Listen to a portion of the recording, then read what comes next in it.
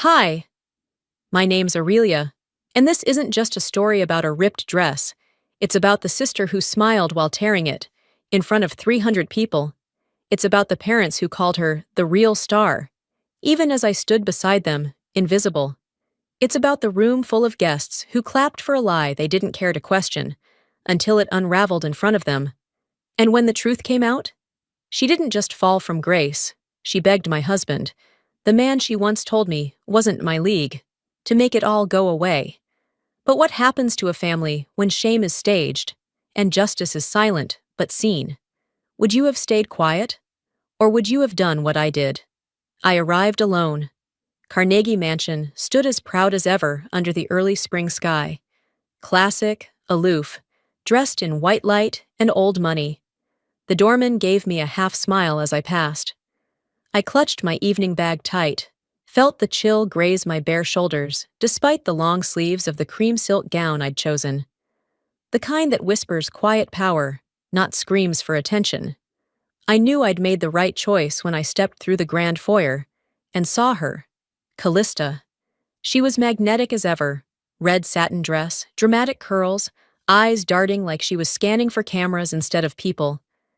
My mother and father were already there, glasses raised, floating beside her like ornaments. My heels clicked once, twice, on the marble, and then I paused. Mom glanced my way, a flicker of recognition, a millisecond of possibility. But then she smiled wide. At Callista. "Sweetheart, you look like a movie star tonight. They're going to think you're the face of this whole event." Callista laughed like it was modesty, not confirmation. Dad leaned in for a kiss on her cheek. Mom linked arms with her. Just like that, the tableau was complete. A picture-perfect family moment. Except for me. 10 feet away, not a part of the frame. I pressed my lips together and stared at my phone screen, pretending to read a non-existent message. I wasn't surprised, I thought. But that didn't stop the sting. A daughter's place. Sometimes it's not even in the family photo, especially when she refuses to play the part written for her. At the check-in table, I gave my name. Dr. Aurelia Bennett, I said, softly but clearly. The woman behind the table nodded, rifled through the boxes, and handed me my name badge. Dr. A. Bennett, board chair. My work, my title. 10 years of research, meetings, policy revisions, and endless nights compiling the foundation's bylaws. I slipped the badge into my clutch. I didn't want it to snag the silk. I made my way toward the main hall, where the lighting had been softened to a honeyed glow. My heels found the rhythm of the polished floors, and I took in the muted hum of champagne flutes, polite laughter, and curated compliments. That's when Callista found me. She slid up beside me like she'd been waiting. "Hey, sis," she said, voice syrupy sweet, arms open for a hug. I hesitated, then leaned in. She squeezed tightly. Too tightly. "Good to see you here," she whispered into my ear. "You'll love the step and repeat wall. They're using the red backdrop. You know, the one that makes pale skin look washed out?" I smiled coolly. Then she was gone. 10 minutes later, applause erupted across the ballroom. I turned to look. The step and repeat was lit up, and standing under the spotlight, soaking it all in, was Callista, wearing my badge. Dr. A. Bennett, board chair. The MC's voice rang out. "And here's one of our shining supporters and leaders, Callista Bennett. Ladies and gentlemen." Cameras flashed like summer lightning. Reporters called her name. She posed, she laughed, she waved. I stood at the edge of the bar, holding a flute of sparkling water I hadn't tasted. It wasn't theft, it was choreography. One hug, one swipe, one flash. A decade of my work vanished behind someone else's lashes and lipstick. I thought of saying something, but then I remembered something even more important. Saying it doesn't always make people hear you. So I watched and waited. The crowd parted around her like she was royalty, and in that moment, she was. No one questioned it, not a single person. I took a breath, steadying myself. Later that evening, as I moved toward the ballroom entrance, I caught a fragment of a conversation. My mother's voice, soft and pointed. She was always the star. Even Malcolm saw it first. My steps faltered. Not because it hurt. I had grown used to that. But because even after all these years, she still believed it. I didn't stop walking when I heard her say it. I didn't look back. I didn't give her the satisfaction. But I felt it, like a pin pressed to the center of my spine. Not sharp enough to wound, but deep enough to remind me I'd never quite been enough for her. Not bright enough, not loud enough, not Callista. Inside the ballroom, the air had thickened with floral perfume and the rising pitch of clinking glassware. Guests shuffled between stations. Cheese towers, dessert platters, signature cocktails lined up in rows of sparkling temptation. The lighting was lower now, amber and soft, like it was trying to convince us the night still had warmth left to offer. I hovered near the dessert table, more for the illusion of purpose than any desire to indulge. I wasn't hungry. I was watching, strategically, subtly, learning who was watching who. That's when I heard her. "You went with the sapphire, huh?" Callista's voice, smooth and intentional, floated past my ear before she did. She stopped just beside me, not facing me, but speaking loudly enough for nearby guests to catch every word. "Bold choice," she added, dipping her fork into a raspberry tart. "Thought you hated drawing attention. Or is it different now that you married into a bank account?" The woman next to her stifled a laugh behind a flute of Prosecco. Another one raised an eyebrow, but didn't look surprised. I turned my head slowly, meeting her gaze head-on. She looked pleased with herself, like a cat who'd pawed the goldfish bowl just enough to make it ripple. "That's the problem with you, Cal," I said, letting the words rest, low and steady. "You think visibility is the same as power." She didn't reply, but the smile that once curled across her lips fell, just slightly. Enough for me to notice. Enough for the woman behind her to look away, unsure whose side she wanted to be seen on. I walked off before she could reclaim the moment. Half an hour later, I found myself passing the reception desk again, on my way toward the south corridor. I was hoping to step outside, breathe something that didn't taste like money or vanity. But then I heard my mother's voice. Low, intimate, like she thought the hallway would shield her. "She always struggles with nights like this," she said to a woman I recognized but couldn't quite place. Tall, elegant, name on every society page. Fiona, I realized. Fiona Marks, the columnist whose op-eds could kill or crown a career. "Too many people, too much elegance," Mom went on. "Callista thrives in this world. Aurelia just tries to survive it." Fiona hesitated. "But she's the co-founder of the STEM initiative, isn't she?" My mother smiled faintly. That polished, practiced expression that always said too much without sounding like anything at all. "Yes," she said. "But sometimes it's better to let the spotlight rest on the one who knows how to hold it." That did it. It wasn't the words. It was the certainty in her voice, the way she spoke like it was fact, not opinion. Like this was the family memo I'd just never received. I stepped back, letting a few guests pass between us, and pulled out my phone. Not to check anything, but to center myself. They'd written me out of the narrative without even blinking. Not out of malice, not even jealousy, out of preference. That was worse. I returned to the ballroom with a kind of stillness I hadn't felt in a long time. Not the quiet of someone defeated, but the clarity of someone done waiting for rescue. Malcolm had asked me once why I rarely spoke up when my sister overstepped. I'd said, "Because it doesn't matter to them." I was wrong. It hadn't mattered because I hadn't made it matter. The lights dimmed. A hush fell over the room like silk dropped from the rafters. Conversations died mid-sentence. Glasses paused mid-air. The MC stepped onto the stage, beaming like he'd been waiting his whole life for this moment. "And to help introduce tonight's keynote speaker," he announced, "please welcome the Bennett family's shining star, Callista Bennett." The spotlight clicked on. She stepped out, smiling like she owned the air we all breathed. And maybe she did, but not for much longer. I stepped outside the ballroom, into a quieter corridor that curved toward a balcony no one used unless they needed air or escape. The light changed out here. Less gold, more slate, cooler on the skin, easier on the nerves. The air was different too. It didn't carry perfume or laughter, just the faint scent of rain still clinging to the stone. I gripped the railing, fingers resting on cold metal. I couldn't see Callista from here, but I could hear the echo of her voice inside. The crowd was still reacting to her, eating out of her palm like trained animals. They always did.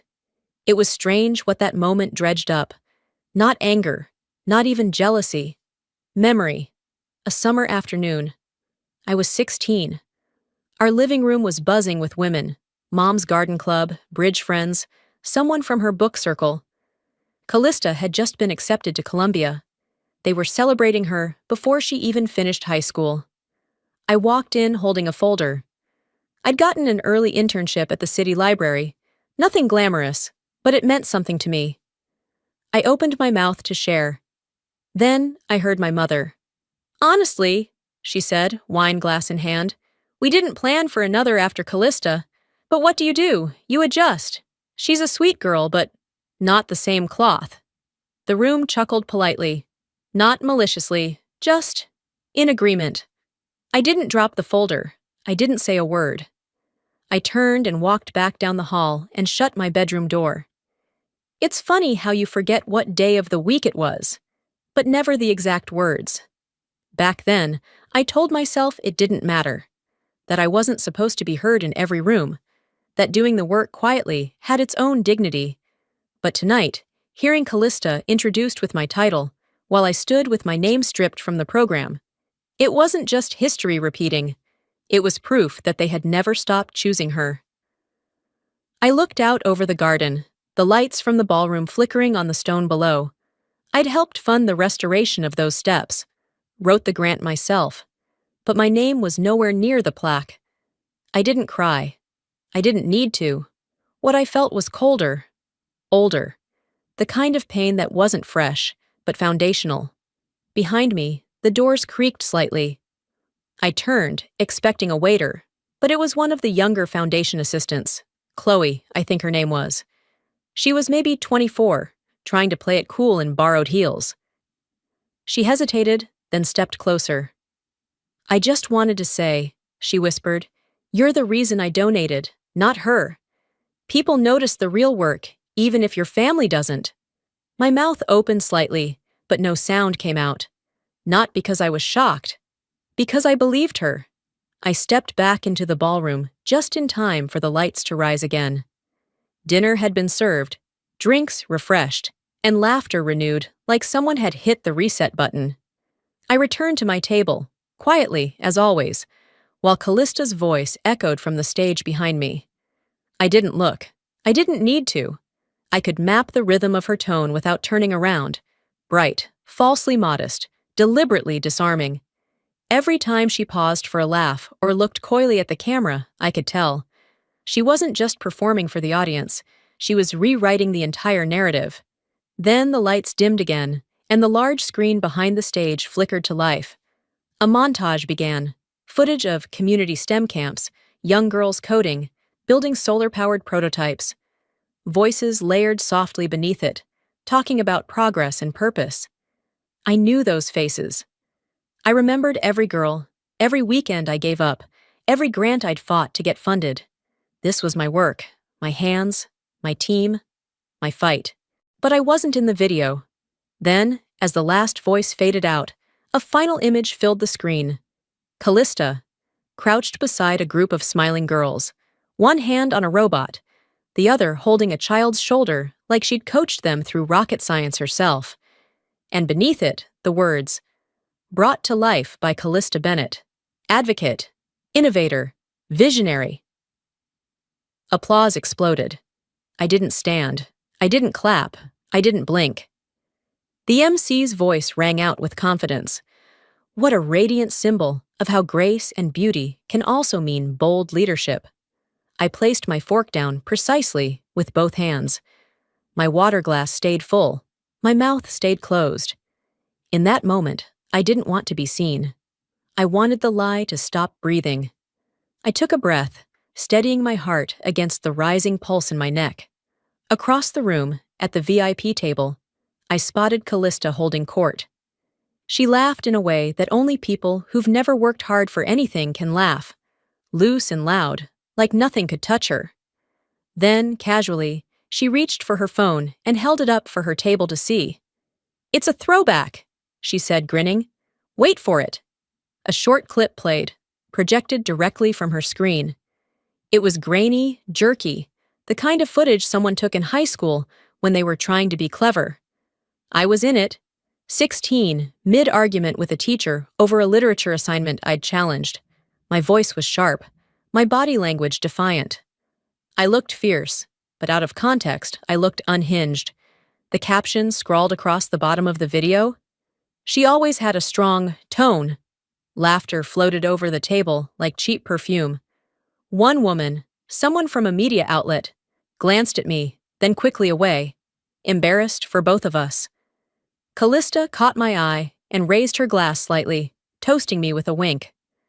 My fingers curled under the table. I didn't clench them, I didn't move, but something in me clicked. Some people use knives, others use a lens. The damage feels the same. I rose from my chair, calm and measured, and stepped out of the dining area. As I walked, I reached into my clutch and pulled out my phone. My fingers moved with deliberate grace, opening a message thread I hadn't touched in months. I typed one line. "How quickly can you retrieve copyright proof for unpublished footage?" Then I hit send. I didn't look back.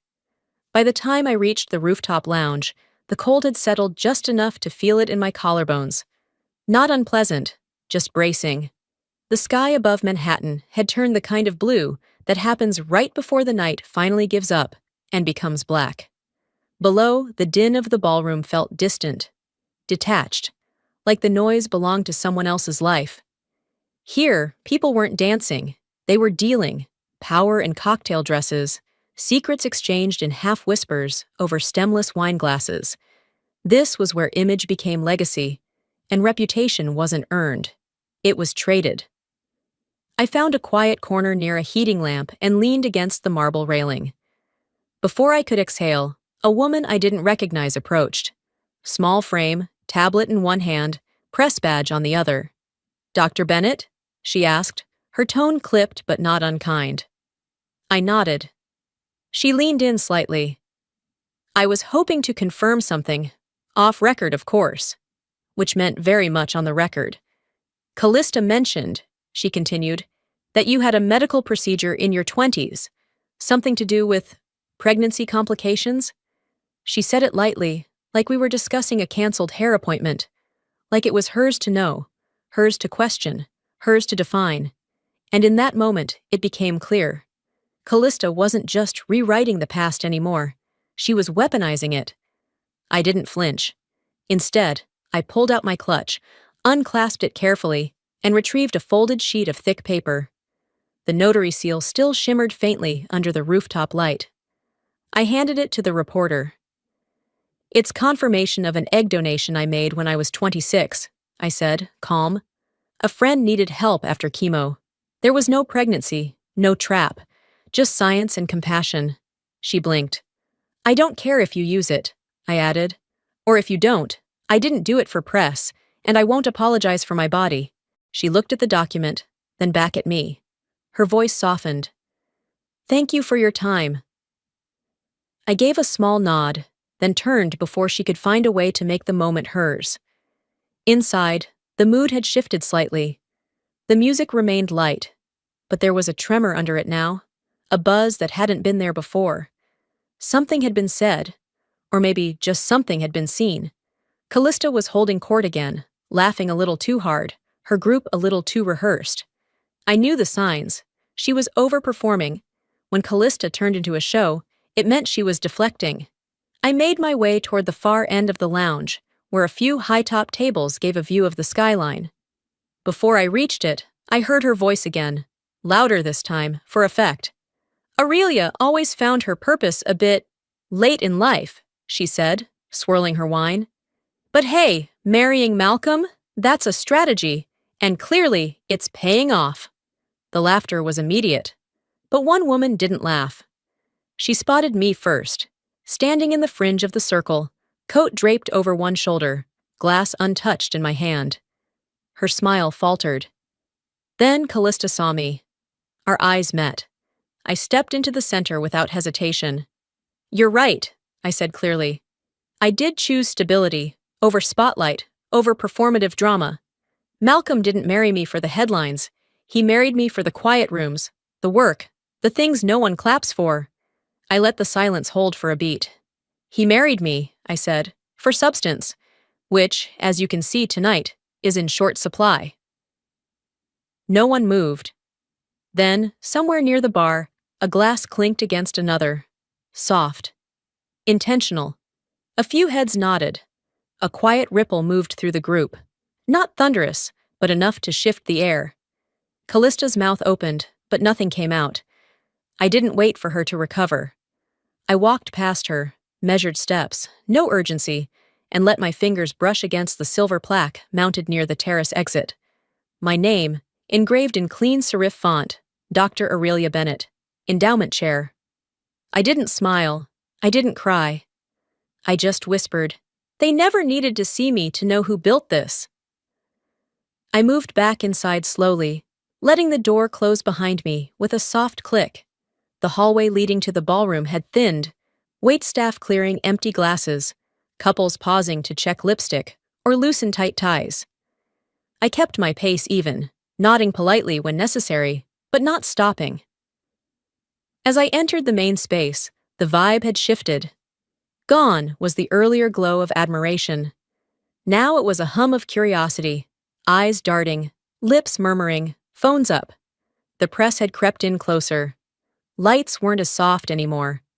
I could feel the heat of attention without anyone calling my name. I walked past the edge of the lounge and paused when I heard her voice. Too familiar, too casual.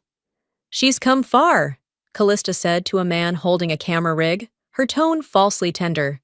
"A few years ago, we weren't even sure she'd make it through recovery. But healing stories are powerful, right?" The man, young, sharp, a blogger with influence, nodded like he'd been handed gold. My body didn't move, but inside, something snapped like overstretched wire. Recovery? There had never been rehab. No therapy stint, no public breakdown.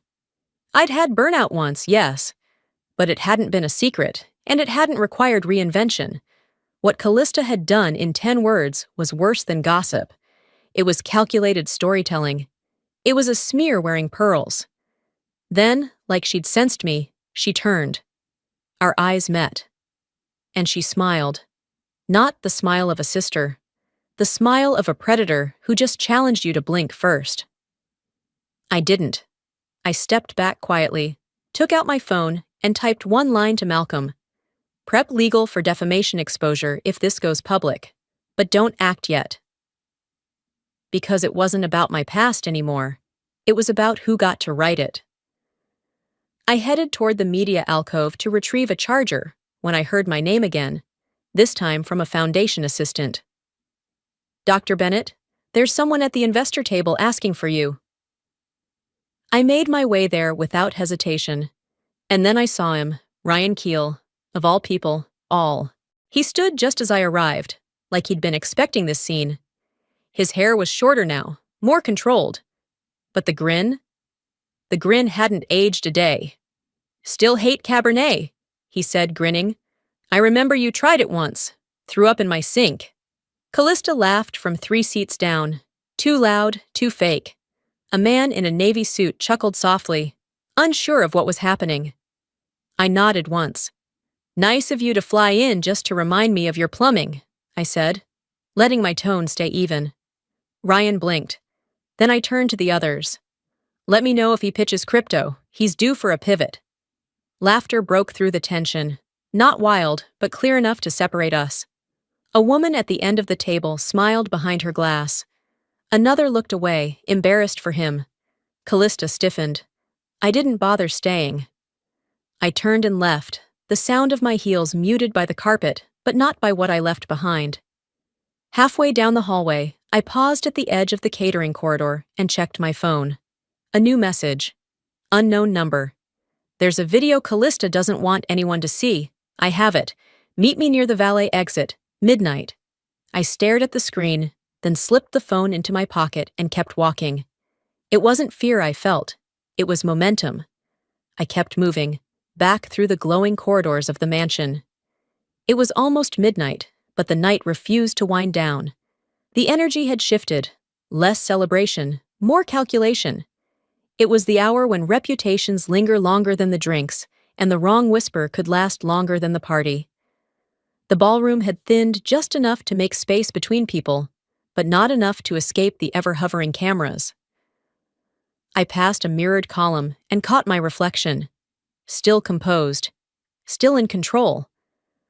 But I could feel the sharpness in my steps now, like something had hardened inside me.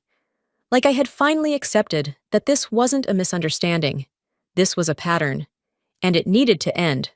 Near the networking lounge, I spotted Callista with her phone out. That was never good news. She had it angled perfectly, selfie mode, catching the soft backdrop of the chandelier glow and curated laughter. I recognized the tone of her voice even before I heard the words. "Hey guys," she purred into the stream. "Just thought I'd give you a peek at the magic tonight. Such a beautiful event. Oh, look!" She panned her phone slightly to where I was walking past in the background. Some people show up to support, some just linger. But hey, let's give the quiet achievers a moment too. I didn't stop, but the damage was already live.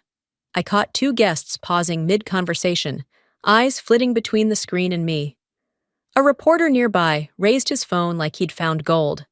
A notification pinged from the corner of someone else's feed. Is that the sister who married the billionaire? She looks uncomfortable. No, I didn't look uncomfortable. I looked done. I turned slightly and met the gaze of the camera, just for a second. Long enough to let her know I saw what she was doing, and I wasn't blinking anymore. She thought her audience was an army, but even mobs can be silenced when the truth is loud enough. I continued toward the bar, passing through clusters of small conversations, laughter that tasted like champagne and insincerity. Then, another flash of her voice behind me, louder this time, coming from one of her friends. "Careful," the woman said with a drunken chuckle. "She's going to ask us to rate her tray-carrying form next." Laughter erupted. Too loud, too rehearsed. Callista chimed in, her voice syrupy and sharp. "No, she'll probably file a patent for it." That's when a group of them, maybe 5 or 6, started mock-walking in a circle. Arms tucked in, eyes cast down, mimicking the way I moved through events with quiet efficiency. The lounge was suddenly too quiet and too loud at once. Then, out of nowhere, a teenage girl stepped forward. "Enough," she said, clear and unwavering. The room froze. "You're not edgy, you're mean." Callista's smile dropped for half a second. The girl stepped back, unsure whether to laugh or apologize. I looked at the girl. No older than 16, probably a donor's daughter in a borrowed dress and borrowed confidence. But in that moment, she was braver than anyone in that room had been all night. I nodded once to her. Not for her sake, for mine. Because the first crack never starts with a blow. It starts with someone else seeing it too. Callista recovered fast, of course. Laughed like it was all a joke that got away from them. But her eyes met mine, and I saw it. Not guilt, not shame, fear. I turned on my heel, leaving her in that silence, and headed toward the exit. The corridor smelled of lilies and waxed floors. Everything too polished, too curated. A place built to cover things, not confront them. At the door, a valet in a dark jacket stepped toward me quietly. He didn't speak. He simply extended his hand with a small envelope. Inside, a flash drive. No note. Just 3 words handwritten across the inner flap. Watch before dawn. Then decide what to burn. I didn't stop moving, not until I reached a quiet corner near the back entrance where no one lingered anymore. I slipped the flash drive into my phone using the tiny adapter I always kept in my clutch. Old habit from managing foundation press decks, not revenge fantasies. But life had a way of redefining usefulness. The file loaded quickly. No title screen, no dramatic music, just raw footage. A close-up shot, from above. Callista, in her silver gown. Behind me. She reached out, calmly, deliberately, and found the edge of my dress, right where the fabric was double-stitched to hold weight. She didn't yank yet, just pinched it, curled it between her fingers, then pulled, sharply. The video froze at that exact moment. The frame captured my shock. Her smirk. I didn't flinch, didn't press rewind. I just let it sit there in my palm like a truth too long silenced. It wasn't an accident. It was theater. I glanced up. The final toasts were beginning. The crowd had reassembled. Champagne flutes glittered under the chandeliers. Callista stood near the dance floor, surrounded again. They always surrounded her. This time, I didn't hesitate. I walked across the room, my heels striking the marble harder than before. Intentional. I passed the stage tech near the AV booth and handed him my phone. "Project this," I said. "No volume needed." He blinked but didn't ask questions. Years in event work teaches obedience under pressure. The lights dimmed as another speech wrapped up. A guest raised a glass. Someone laughed too loud, and then the screen behind the stage lit up. The video played, no title, no introduction, just her, pulling my dress. The room went dead silent, gasps, then silence again. Callista stepped forward as if to protest, but mid-step, the seam of my gown tore slightly at the side. Not from the video, from her original tug. Someone screamed. Not in fear, but recognition. She did that on purpose. Flashbulbs erupted like a storm. One person dropped their glass. Another whispered something too fast to catch. But I stood still, center stage now. No microphone, no applause. Just truth. I walked up slowly, took the auxiliary cord from the AV assistant, and disconnected my phone. The screen went black. My voice didn't rise. I didn't perform. I didn't lecture. I just said, "This is what envy looks like when it runs out of lies." No one clapped. They didn't need to. Because when a room sees the thing you've been saying all along, silence is louder than standing ovations. Callista stood frozen, her hand still half raised, like she didn't know whether to explain or escape. No one moved toward her. She turned slowly and looked at me, but I didn't meet her eyes this time. I wasn't here to convince her of anything anymore. Malcolm stepped forward from the back. He didn't look at her. He didn't look at me. He looked at the crowd. "I'll handle the legal side," he said, voice clear, measured. "But tonight, you all witnessed the truth." And just like that, the air in the room changed. Not because of him, but because of what had finally been seen. I returned just before sunrise. The mansion no longer shimmered. It sat heavy in the morning haze, like a house that had finally confessed to its own secrets.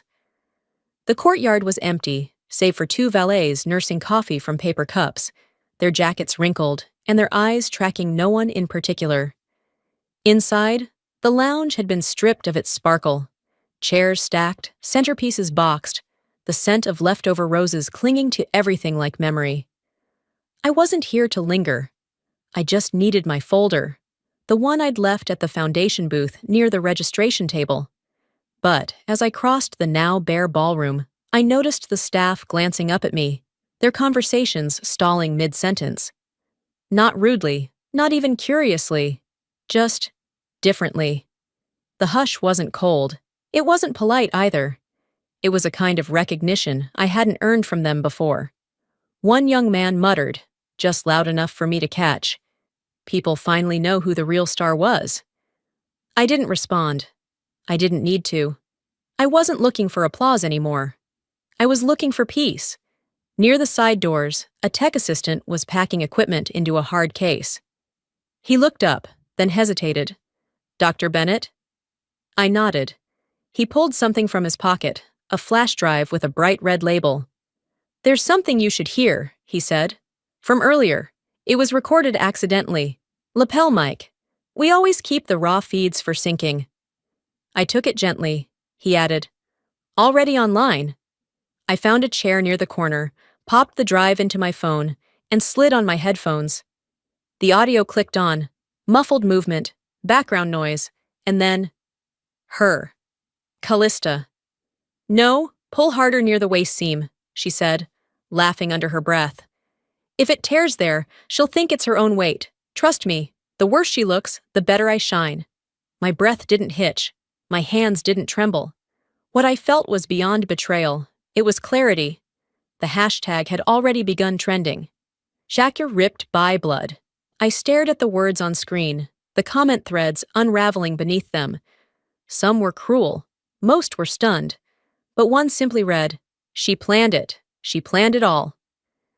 And for once, the world believed them. Not me. Her. A soft knock interrupted the storm in my earbuds. One of the event volunteers stood there, holding a slim envelope with my name written in pen. I opened it slowly. Inside was a handwritten letter on thick cream paper. I laughed when she mocked you. I didn't stop her. But you stood taller than all of us. I'm sorry. You taught me something we weren't brave enough to learn. No name. Just Marlene, table 6. I folded it carefully and placed it inside the flap of my binder. Not for revenge, not for memory. Just to know that someone, somewhere, had the courage to own their silence. It didn't undo what happened, but it acknowledged the wound. And that's where real healing always begins. I stood, gathered the last of my things, and took one long look around the ballroom. The same chandeliers. The same velvet ropes. But everything felt different now. Not because they changed. Because I had. As I stepped out into the early light, my phone vibrated. A new message from Malcolm. Board is meeting at 10. Your name is on every agenda.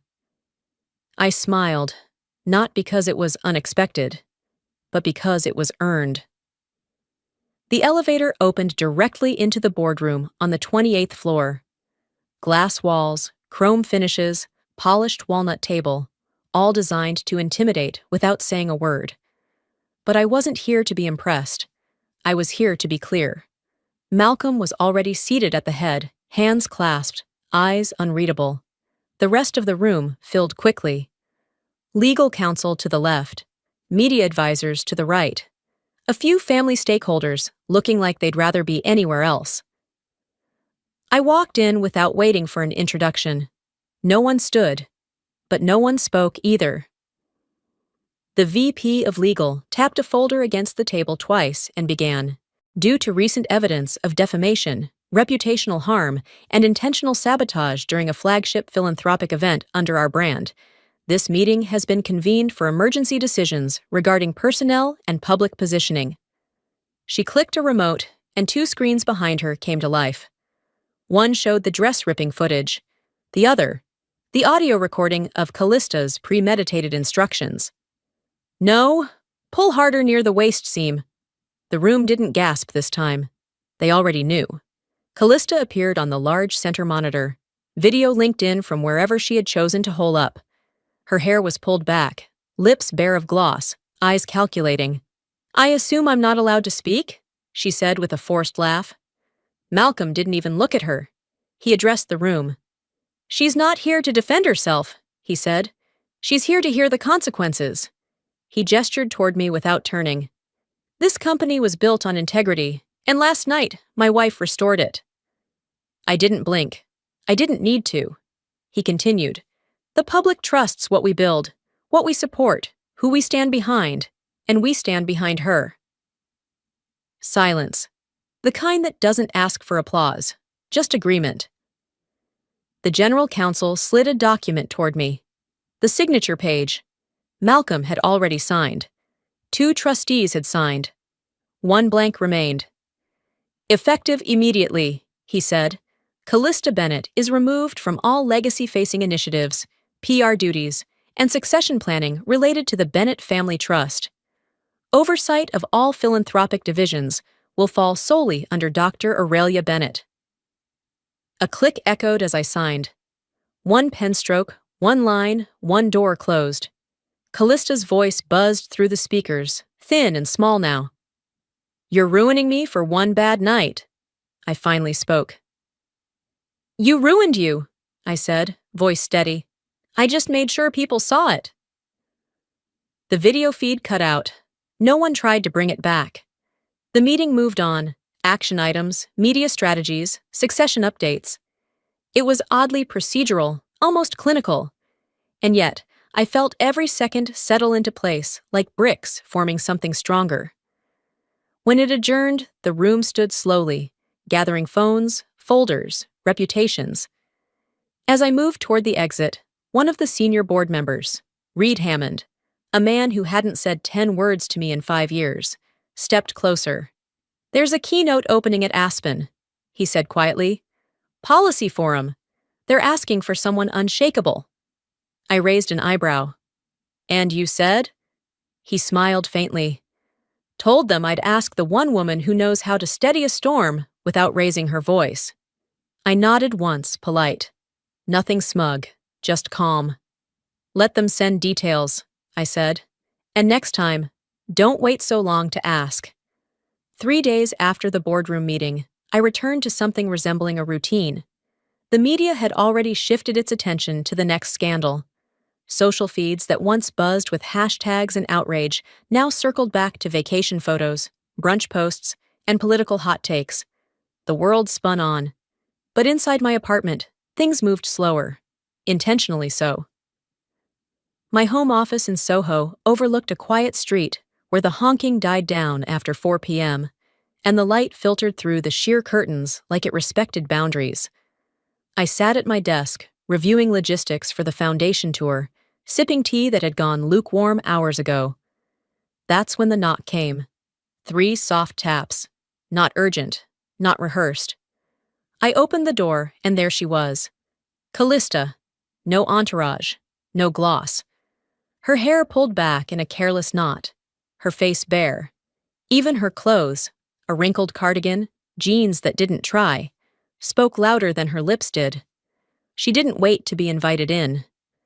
She walked past me, dropped her handbag on the edge of my reading chair, and stood in the center of the room like she wasn't sure what to hold on to.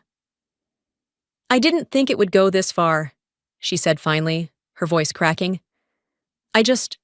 I've always been the one they noticed." I didn't speak. "I'm sorry," she whispered.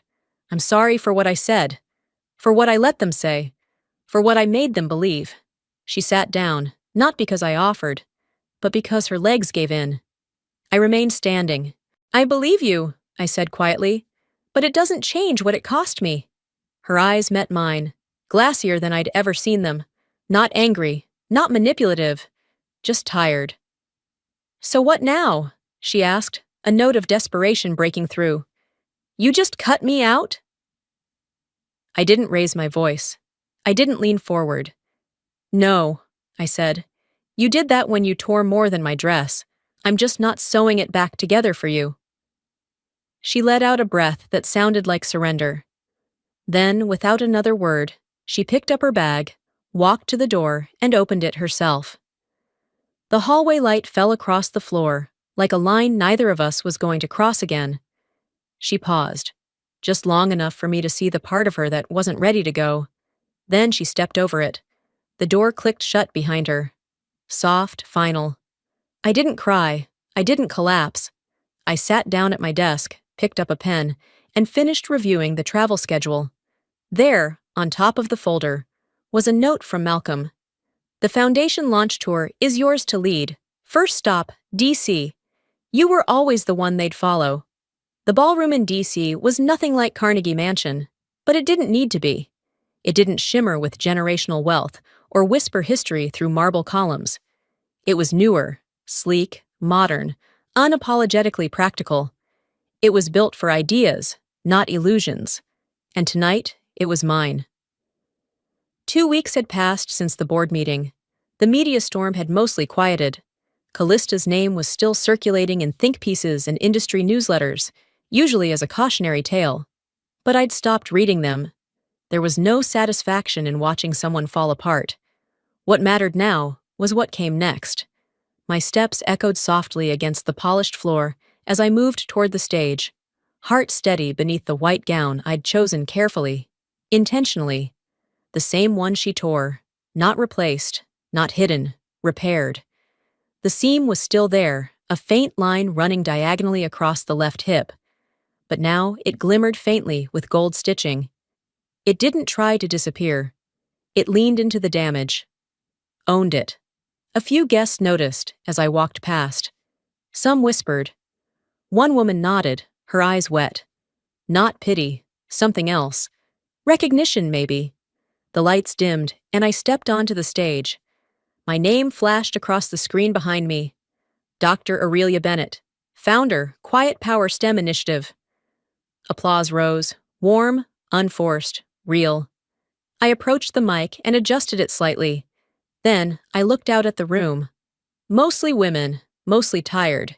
Teachers, policymakers, first-generation students. The kind of crowd that doesn't care what label's on your heels, only what you're standing for. I cleared my throat, spoke slowly. 2 weeks ago, the world saw a video. A dress torn in public. A moment that was never meant to happen, but did. And in that moment, many people focused on the rip. I paused, let the silence settle. But what stayed with me wasn't the tear. It was what came after, the stitch, the choice to mend instead of replace. Because dignity doesn't depend on their silence, it lives in our voice. The screen behind me changed. Side by side, the viral photo from the gala and a new image, the plaque from the foundation wall, my name etched cleanly beneath it. The audience exhaled as one, and then came the clapping. Not polite, not forced. True. Somewhere near the third row, a girl no older than 15 wiped her eyes. I locked eyes with her for half a second, then looked away, so she could hold that moment as hers. Backstage, after the lights cooled and the seats emptied, I found a small envelope tucked under my speech notes. No postage, no return address. Inside was a letterhead from the Aspen Institute, just 2 sentences. You are confirmed to lead our upcoming global policy panel. We need your clarity now more than ever. Beneath it, in blue ink, someone had handwritten, "They were right. You are unshakable." Before I could fold it away, one of the interns ran up, breathless. "Dr. Bennett, do you have a second? There's someone who wants to meet you." I followed her around the corner to the back gallery. A cluster of students was waiting, notebooks clutched, eyes wide. One girl stepped forward. Her voice trembled. "I want to grow up to be the kind of woman who speaks with her eyes first, just like you." I didn't correct her, didn't tell her how often I'd failed at that exact thing. Instead, I touched her shoulder lightly. "Then you already are." As I gathered my coat and stepped into the night, my phone buzzed. A text from Malcolm.